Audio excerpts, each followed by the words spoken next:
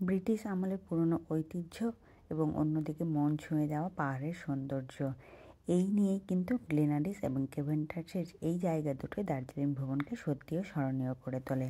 High, আমি প্রাপ্তি। আমার নতুন একটি মিনি ব্লগে আপনাদের সকলকে স্বাগত।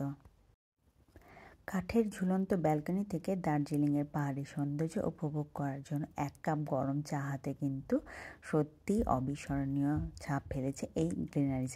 তাই সকালে বা বিকেলে স্ন্যাক্সের জন্য কিন্তু সবসময় এই গ্লেনারিস স্পেশাল। ম্যাল রোড থেকে খুব কাছেই এই শপটা হবার জন্য আমরা কিন্তু পৌঁছে গেছি এখন গ্লেনারিসে, আর এখন আমরা ভেতরে ঢুকে গেছি। এই গ্লেনারিস দার্জিলিংয়ের অন্যতম আইকনিক একটা রেস্টুরেন্ট, যেটা মূলত অনেকগুলি ভাগে বিভক্ত। এখানে আপনারা দেখতে পাবেন বেকারি, তার সঙ্গে ক্যাফে এবং রেস্টুরেন্ট। এছাড়াও এখানে রয়েছে কিন্তু বিভিন্ন ধরনের সুভেনিয়ার জিনিসপত্র, যেগুলো আপনারা অবশ্যই বাড়ির জন্য কিনতে পারেন। সাথে রয়েছে বিভিন্ন ধরনের এসেন্স এবং মোমবাতি দিয়ে তৈরি করা নানান জিনিসপত্র, এবং তার সঙ্গে রয়েছে বিভিন্ন ধরনের পিকেল। এখানকার গ্রাউন্ড ফ্লোরের বেকারি এবং ক্যাফে এর সেকশানে আপনারা যেটা পেয়ে যাবেন তা হলো বিভিন্ন ধরনের পেস্ট্রি এবং তার সাথে কেক, আর কিন্তু রয়েছে বিভিন্ন ধরনের কুকি, বিস্কুট, তার সাথে রয়েছে ক্রসো এবং বিভিন্ন ধরনের বান। তবে বিভিন্ন ধরনের হওয়ার জন্য এখানে কিন্তু প্রত্যেকটা আইটেমের দামও এখানে আলাদা আলাদা রকমের। এখানে আপনারা চাইলে এখানের থেকে দেখে নিতে পারেন। তবে এরকম ধরনের প্রচুর বেকারি শপও কিন্তু এখানে দার্জিলিংয়ের রাস্তায় আপনারা অন্যান্য অ্যাভেলেবেল পেয়ে যাবেন এখানে।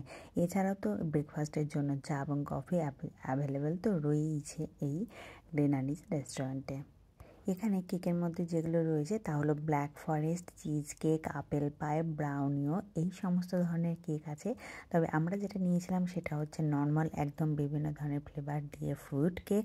আর তাছাড়া এখানে কিন্তু আপনারা স্লাইস হিসেবেও পেয়ে যাবেন, আবার চাইলে গোটাটাও নিতে পারেন।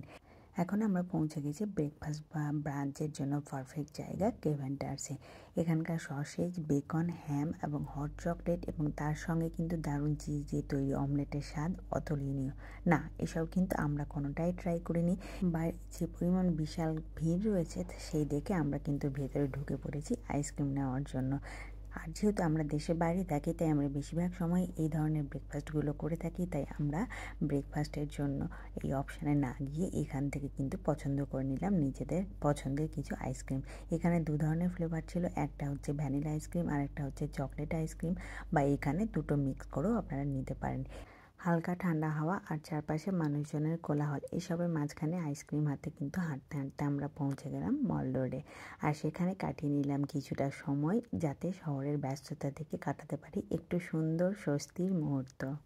আসতে চলেছে আরও দার্জিলিং সফরে কাটানো বেশ কিছু জমজমাটি মুহূর্ত।